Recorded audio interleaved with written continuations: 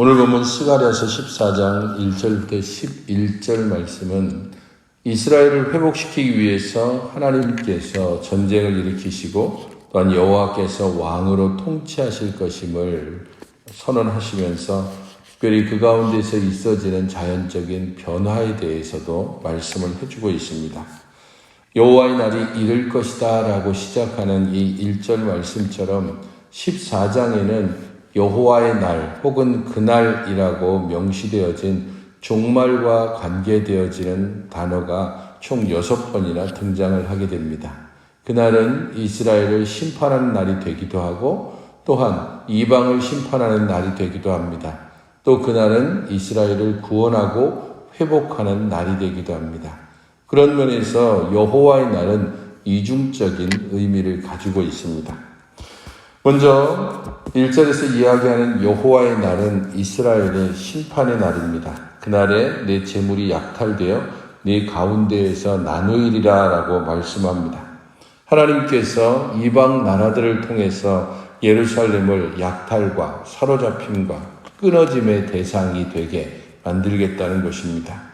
이렇게 예루살렘에 대해서 심판하시는 것, 그것은 예루살렘을 심판하시고 이후에 그와 같이 열방을 심판하시는 그런 의미가 되어지고 예루살렘에 대한 심판은 또한 이스라엘을 회복시키는 새로운 시대를 열어가기 위한 시작이 되기도 합니다.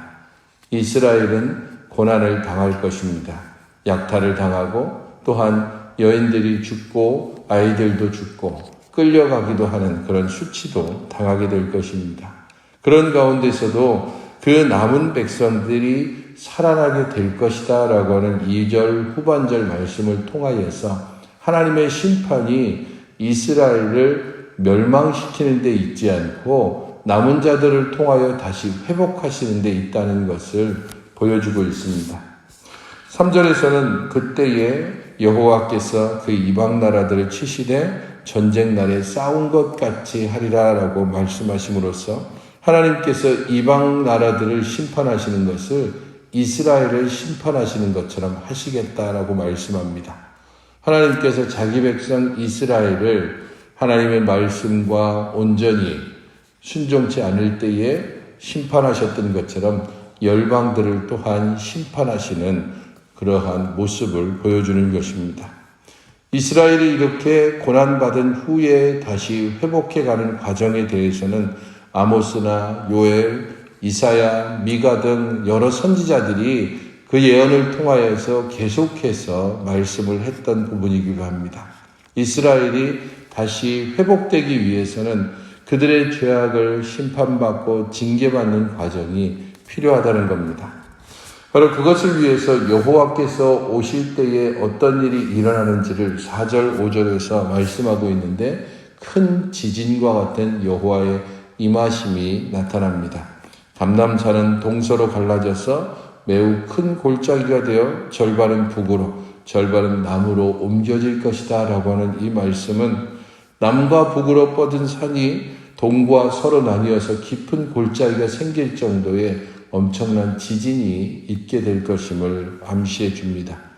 바로 우시야 왕 때에 발생한 지진으로 백성들이 동편 골짜기로 피했던 그런 역사적인 사실에 대해서 이야기하면서 여호와께서 임하실 때에 바로 그와 같은 자연적인 변화 그리고 큰 떨림이 있을 것임을 말씀합니다.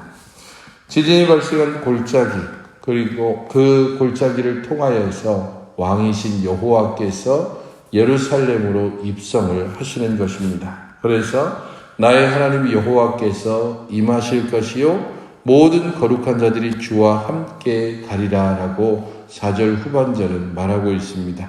지진으로 도피했던 예루살렘의 남은 자들이 왕이신 여호와와 함께 예루살렘으로 다시 귀환하는 과정을 5절 후반절에 기록해 둠으로써 하나님의 임하심이 얼마나 놀라운 일인지 그리고 그 일들을 인하여서 하나님께서 이스라엘의 남은 자들과 함께 다시 예루살렘으로 오시는 과정을 통해 하나님께서 왕 되심을 보다 극적으로 표현해 주는 것입니다. 6절부터 9절에서는 그렇게 하나님께서 예루살렘으로 입성해 가시는 과정을 통해서 예루살렘이 회복되어지는데 그날은 빛이 없겠고 광명한 날이 떠날 것이다 라고 함으로써 예루살렘의 심판이 임하는 것 같습니다. 하지만 이 심판은 새로운 창조, 곧 이전의 죄악들을 씻고 새롭게 회복되어지는 과정입니다. 그래서 7절에서는 낮도 아니요 밤도 아니고 빛이 있을 것이다 라고 말씀하고 있습니다. 첫 번째 창조인 창세기에서는 어둠과 빛이 있고 그리고 낮과 밤이 나뉘어지는 그러한 과정을 통하여서 운행이 되어지는 창조가 있었다면은 새롭게 창조되어지는 그때에는 낮도 아니고 밤도 아니고 빛이 있게 되는 그러한 날들이 시작된다는 것을 통하여서 하나님께서 이스라엘을 새롭게 창조하시는 것처럼 온 땅도 그렇게 새롭게 변화되어질 것임을 암시해 주고 있습니다. 그래서 예루살렘이 어떻게 변하는지를 상징적으로 보여주는 것이 8절에서 그날에 생수가 예루살렘에서 솟아나서 절반은 동해로 절반은 서해로 흐를 것이라 라고 하는 말씀입니다. 예루살렘을 심판하시고 그 예루살렘이 회복되어지고 이 회복된 것이 거의 새 창조와 같은 그러한 놀라운 회복을 통해서 예루살렘을 통해 하나님께서 그 주변에 있는 모든 나라들에게 모든 필요한 것들을 공급하시는 원천으로 예루살렘이 생수의 근원이 되는 것입니다.